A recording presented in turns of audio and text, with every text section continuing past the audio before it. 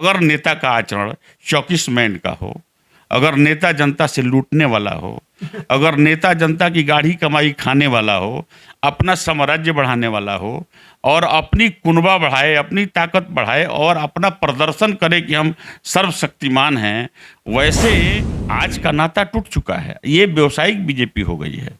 यहाँ एक कंपनी चलती है, आज की जो बीजेपी, आज की जो बीजेपी है, यहाँ एक कंपनी चलती है और इस कंपनी में वैसे ही लोग हैं जो लोग उस कंपनी के पार्ट हैं या तो पेई हैं। अशोक बाबू के इंटरव्यू लीजिएगा तो जरूर पूछिएगा कि अशोक बाबू को अगर कांग्रेस से टिकट नहीं मिलती है तो उनका मुंह जो होगा वो भंग नहीं होगा, वो कांग्रेस में बरकरार रहेंगे, फिर बीजेपी में नहीं जाएंगे। नहीं, बिल्कुल नहीं। मैं वैसा समाज सेवी नहीं हूँ कि मैं कांग्रेस के लिए मैं टिकट के लिए लड़ाईत हूँ।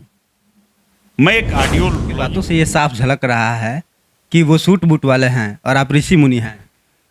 देखिए, सूट बूट मैं भी कपड़ा पहनता हूँ, मैं कोई नंगा समाज में नहीं घूमता हूँ, लेकिन मुझे ये दर्द होता है कि मैं भी अगर कपड़ा पहना हूँ और मेरे समक्ष आने वाला व्यक्ति अगर नंगा बदन है, भूखा है, तो इससे मुझे दर्द होता है।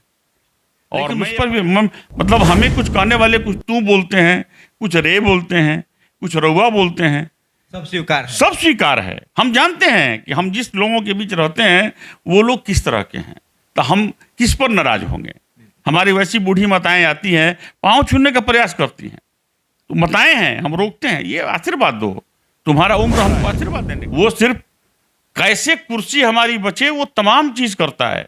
इसके लिए लोगों को प्रणाम करना पड़े तो कुर्सी के लिए, लोगों के पास अगर अक्षत और तिल लेके जाना है तो कुर्सी के लिए, गमछा देना है तो कुर्सी के लिए, ये तमाम चीज। दोस्तों अभी हम मौजूद हैं सिवान जिला के गोरिया कोठी के हरिहरपुर में। मेरे बगल में देख सकते हैं कि अशोक बाबू हैं। अशोक बाबू कांग्रेस ज्वाइन किए हैं और जब से ये कांग्रेस में ज्वाइन किए हैं तब से गोरिया कोठी विधानसभा में एक अलग ही भूचाल मचा हुआ है। इनको लेकर के तमाम बातें की जा रही है। कुछ लोगों का ये भी कहना है कि अशोक बाबू पहले से तो कांग्रेसी नहीं थे और कुछ लोगों का ये भी कहना है कि नहीं, अशोक बाबू बहुत पहले से ही कांग्रेसी हैं। तमाम मुद्दों पर बात करेंगे। बहुत बहुत स्वागत है सर आपका भी और आपके दर्शकों का भी बहुत बहुत स्वागत, धन्यवाद। आजकल आपका बहुत चर्चा है सर क्षेत्र में। क्षेत्र में तो हम लोग बहुत पहले ही से लगे रहते हैं। चुनाव का माहौल है तो हो सकता है कि कुछ नए सिरे से नए चर्चाएं हो रही हों, लेकिन हम लोग तो जनता के बीच ही रहने वाले लोग हैं, हर समय रहते हैं जनता के साथ। सर आपने कांग्रेस ज्वाइन किया, वो भी कन्हैया कुमार के हाथों से आपका ज्वाइन हुआ। क्या लगता है कि कांग्रेस गोरिया कोठी विधानसभा क्षेत्र में किस तरीके से काम करेगी? क्या लोगों को अपने अंदर कनेक्ट कर पाएगी, लोगों से जोड़ पाएंगे? सर ये बहुत बड़ा सवाल है कि कांग्रेस कहीं, बहुत सारे लोग कहते हैं कि कांग्रेस धरातल पर नहीं है। देखिए, एक बहुत बड़ी सामाजिक भ्रांति फैलाई गई कांग्रेस के बारे में कि कांग्रेस धरातल पर नहीं है या कांग्रेस का कोई वजूद नहीं है। सच्चाई ये नहीं है। ये बात ठीक है, ये बीच के कुछ कालखंड में कांग्रेस कुछ अपना कार्यक्रम जिस ढंग से करना चाहिए नहीं कर पाई है। उसमें जो हमारे कुछ लीडर्स हैं कांग्रेस के, उन लोगों की शिथिलता कही जा सकती है। अन्यथा की स्थिति में कभी कांग्रेस ने मैदान को छोड़ा नहीं है और बराबर कांग्रेस लोगों के बीच की पार्टी है और लोगों के बीच रही है, लोगों का दुख सुख में बराबर सहभागी बनी है।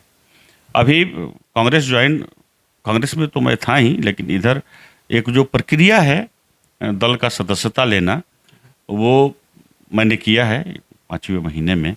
ऐसे तो मैं कांग्रेस का ही, मेरा राजनीतिक शुरुआत कांग्रेस से ही हुआ है और बीच में भी एमपी का चुनाव हो 24 का, 19 का, ये तमाम एमपी के चुनाव में, विधानसभा के चुनाव में मैंने महागठबंधन के ही साथ रहा हूँ और साथ दिया हूँ। और इधर एक लीगल रूप जो होता है पार्टी की सदस्यता लेके पार्टी के लिए काम करना, तो सबने मिल के राय किया। मैंने कहा कि ठीक है, ये तो काम जब मैं कर ही रहा हूँ तो उसकी सदस्यता लेने में तो कोई परेशानी नहीं है। मैंने सदस्यता ली और सदस्यता ले करके और मैंने कांग्रेस के मतलब सहयोगियों के साथ या कांग्रेस के जो लोग हैं उनके साथ काम करना शुरू कर दिया। इसमें कांग्रेस का ये जमीन नहीं है। हमको ये समझ में नहीं आता है कि एक लंबे समय तक आज़ादी के बाद, आज़ादी के पहले भी यहाँ कांग्रेसी लोग थे। हमको लगता है कि आज़ादी के पहले की जितनी गतिविधियाँ हैं वो तमाम कांग्रेस के लीडर्स ही किए हैं यहाँ। और आज़ादी के बाद भी जो कुछ किया है वो कांग्रेस के लोग ही किए हैं। लेकिन अब बीच में आपने कहा कि कोई थोड़ा सा उथल पुथल हुआ था कांग्रेस में, बीच में आपने स्वीकारा इस बात को, लेकिन कहीं ना कहीं लोग ये कह रहे हैं कि अशोक बाबू के आने से कांग्रेस काफ़ी मजबूत हो चुकी है, गुड़िया कोठी में एक नई उम्मीद जगी है।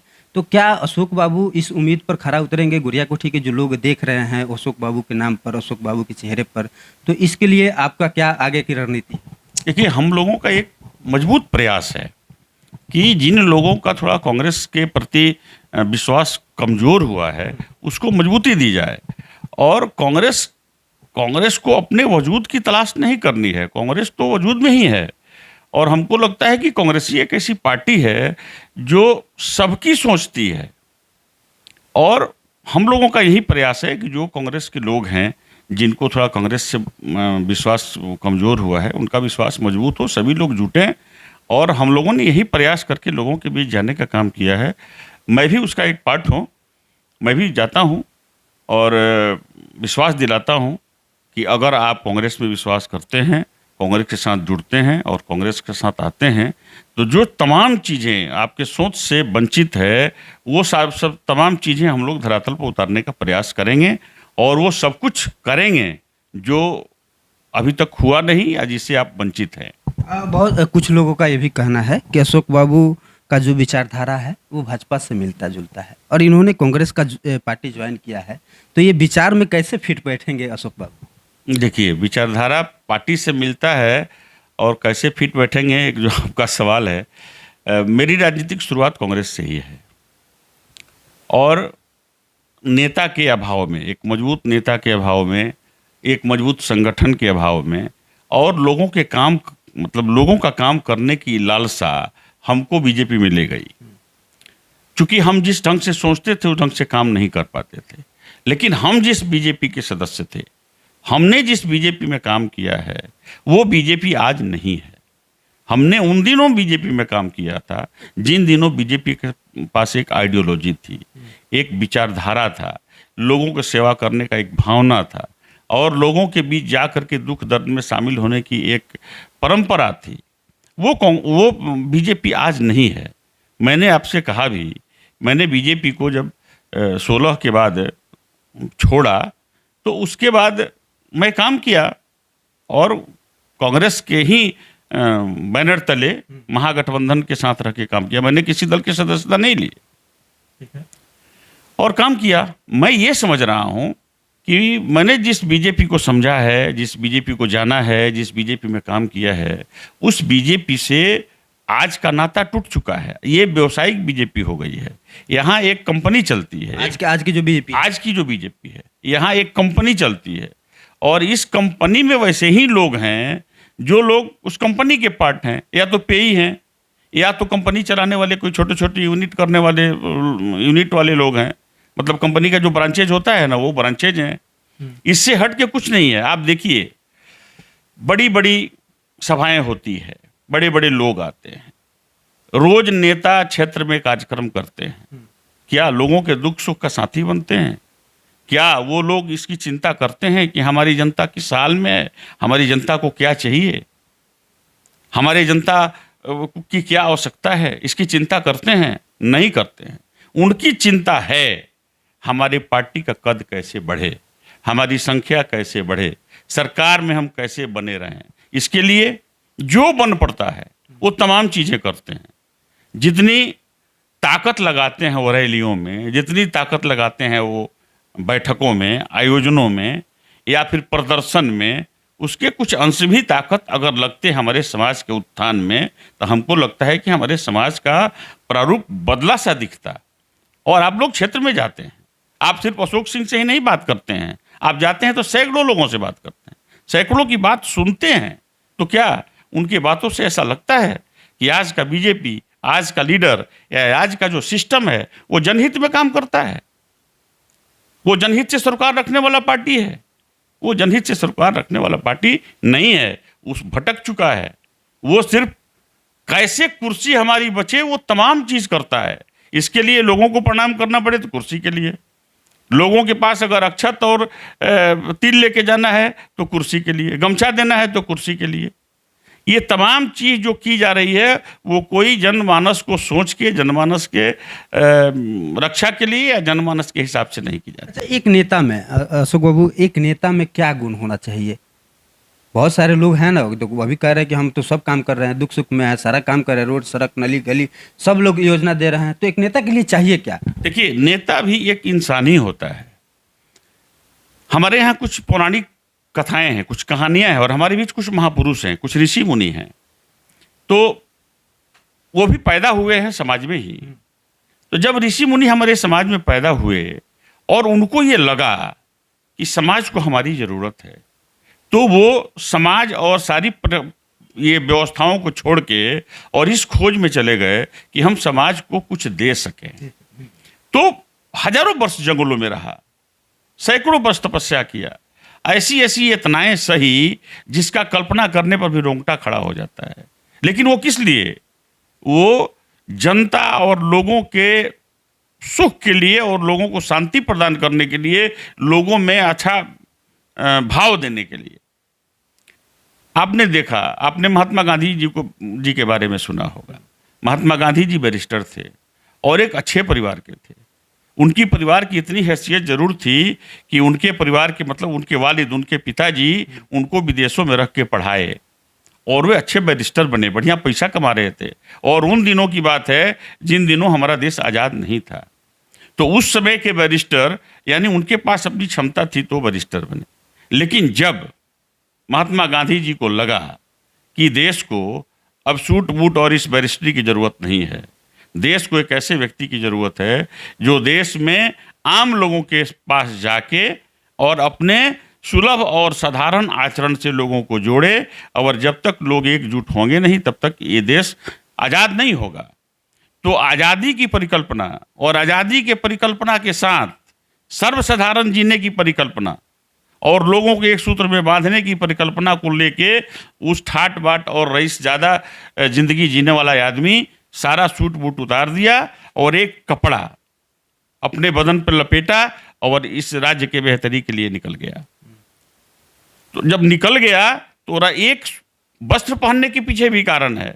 एक वस्त्र के पीछे का कारण मैं आपको बता दूं, हो सकता है कि आज तक कोई ये बात नहीं कहा हो कि ये वस्त्र अगर 2-4 रहेंगे तो 2-4 वस्त्र पहनने में, 2-4 वस्त्र धोने में और 2-4 वस्त्र का व्यवस्था करने में वक्त जाया हो जाएगा।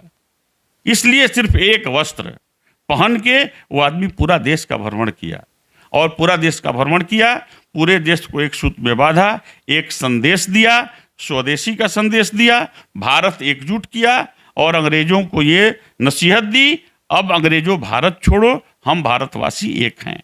तब अंग्रेज भारत छोड़ने पर मजबूर हो गए और तब हमारी ये आज़ादी मिली।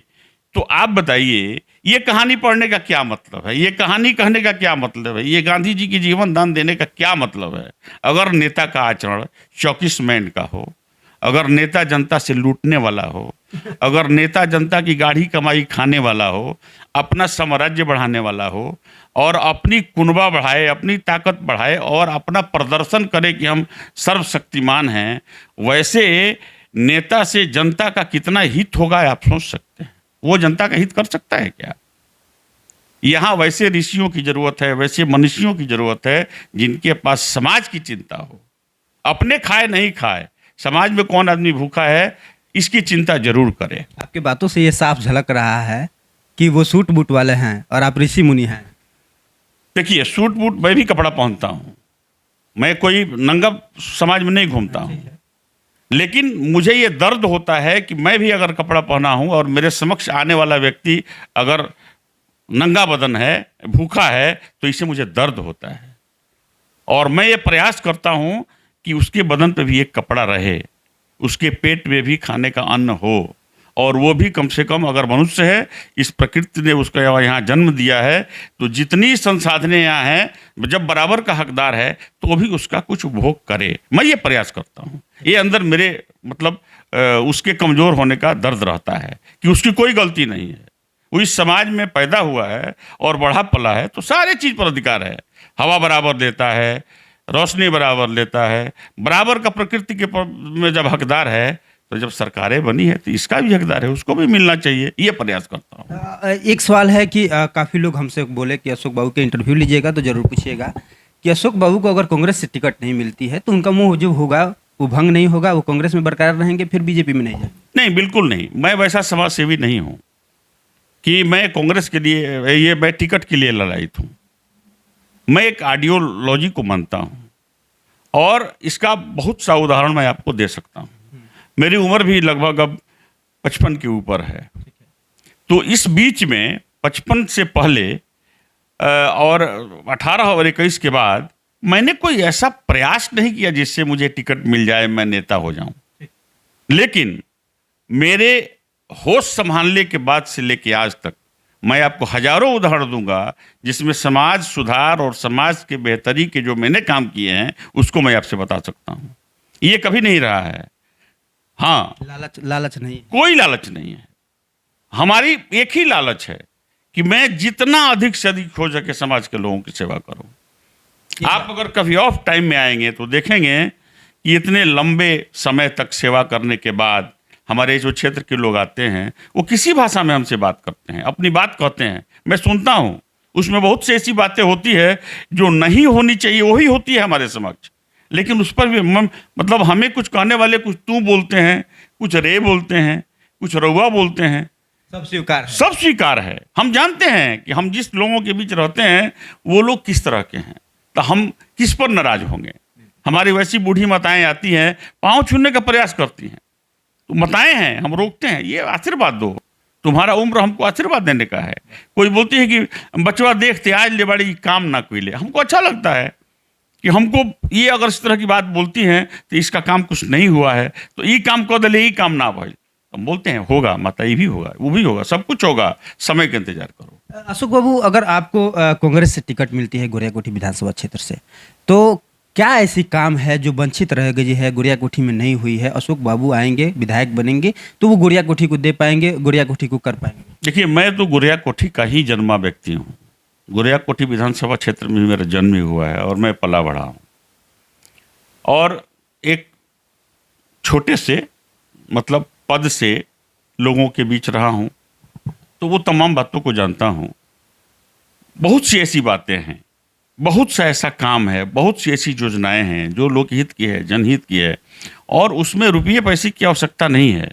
उसमें हमारे सिर्फ मोरल की ज़रूरत है और हमारे उस आत्मबल की ज़रूरत है, जिस आत्मबल से जो लोग बैठे हैं लोगों की सेवा करने, वो बेईमानी करते हैं, तो उनके बेईमानी को मैं रोकूं, उनके ईमानदारी को जागृत करूं और समाज के सामने ये लाऊं कि अगर आपको समाज में सेवा करने का अधिकार मिला है तो ये ईमानदारी से कीजिए, अगर नहीं कीजिएगा तो मैं खड़ा रहूँगा। और जहाँ तक टिकट की बात आपने की, पार्टी का आला कमान यानी पार्टी का एक सिस्टम है कि पार्टी किसको टिकट देती है, पार्टी किसको टिकट नहीं देती है, पार्टी क्या क्या टिकट देने में सोचती है, तो एक सिस्टम है, सिस्टम अपना काम कर रहा है। अभी तो जो जिस विधानसभा की बात आप करते हैं, इसमें पिछली बार तो आरजेडी चुनाव लड़ा था। अब पिछली बार का विधानसभा आरजेडी चुनाव लड़ा था, कांग्रेस लड़ा भी नहीं था। कांग्रेस आज सीट की मांग कर रही है और वो कोई गैर तार्किक तरीके से नहीं कर रही है। कांग्रेस ने समझाया है कि भाई अगर ये विधानसभा क्षेत्र का सीट हमारे पाले में आएगा तो जो प्रदर्शन हमने विपरीत परिस्थिति में लोकसभा में किया है वो आज उससे बेहतर प्रदर्शन करके हम आपको रिजल्ट देंगे।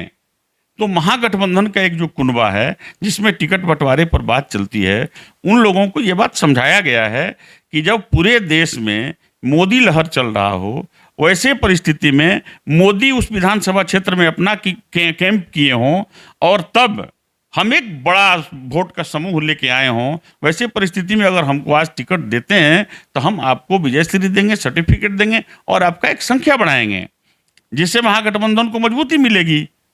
तो ये सब चीज़ चल रहा है, ये सब चीज़ कायदे से चल रहा है और सब सिस्टम से चलता है। वो मैं कुछ कह दूं इससे कुछ हो जाए, ऐसा कुछ नहीं है, सब कुछ सिस्टम से चलने वाला है। तो जो सिस्टम कहेगा, जो आला कमान लोगों का आदेश निर्देश होगा, उसके अनुरूप यह अशोक काम करेगा। इसकी अपनी भावना जरूर लोगों की सेवा करने की है, जरूर है कि मैं चुनाव लड़ूं, लेकिन कहीं बागी हो जाऊं, कहीं कुछ करूं, कहीं अनाप शनाप बोलूं, कहीं राहुल गांधी को बोलूं, कहीं कन्हैया जी को बोलूं, कहीं अखिलेश बाबू को बोलूं, ये नहीं होगा। ये भावना नहीं है और इस भावना के साथ मैं जुड़ा भी नहीं हूं। हालांकि जो भी निर्णय लेगा सर आंखों पर अशोक बाबू रखेंगे। बिल्कुल, मुझे इस चीज की आवश्यकता है कि ये कांग्रेस की जमीन है, यहाँ कांग्रेस के लोगों ने बहुत बड़ा बड़ा काम किया है जनोपयोगी, जिससे लोगों को फायदे पहुंचे हैं। वो तमाम कामें जो वंचित रह गया है वो कांग्रेस के पाले में आए और हम लोग मिल के करें। अंत में क्या कहेगा अपने विधानसभा क्षेत्र?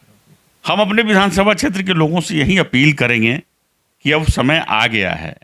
आप अलग अलग शब्दों में अलग अलग तरीके से कहीं कहीं कुछ कहे हैं, अपनी नाराजगी व्यक्त किए हैं, तो ये वक्त है कि जब आप अपने मनपसंद और अपने मन के अनुकूल प्रत्याशी को चुने, तो मैं यही कहूँगा कि अब इस वक्त का भरपूर लाभ उठाएं और अपने मनपसंद और अपने मतलब हिसाब से उपयोगी और अपने बीच के कैसे ऐसे व्यक्ति का चुनाव करें जो हरदम आपके सुख दुख में खड़ा रहे, आपकी चिंता करे, आपको लगे कि ये नुमाइंदा मेरा है। जो हमारे संविधान की थीम है कि जनता के बीच से और जनता के लिए, वो तमाम चीज़ों का ये उतारे धरातल पे और आपके बीच, यही कामना है और लोगों से यही प्रार्थना है, यही आग्रह और यही विनती है।